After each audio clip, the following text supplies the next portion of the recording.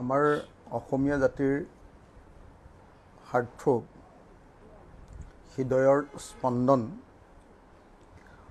জুবিন গাৰ্গ ডাঙৰীয়াই এনেকুৱা নাছিল যে বিজেপি দলটো এটা বটলা পাৰ্টি। আজি তেওঁলোকে নলবাৰীত চূড়ান্ত বটলামি প্ৰকাশ কৰি দিলে।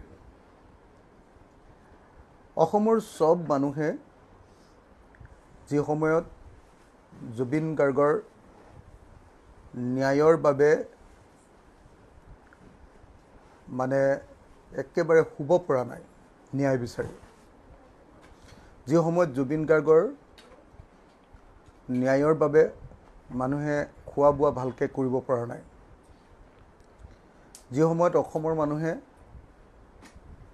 জুবিন গাৰ্গৰ ন্যায়ৰ কাৰণে একো কাম কৰিব পৰা নাই, সেই সময়ত বিজেপি দলে আজি নলবাৰীত যিটো বটলামি কৰিলে সেইটো অসমৰ ইতিহাসৰ ৰাজনৈতিক ইতিহাসৰ আটাইতকৈ ডাঙৰ এটা কৌতুক আৰু জুবিন গাৰ্গৰ প্ৰতি এটা চূড়ান্ত অপমান।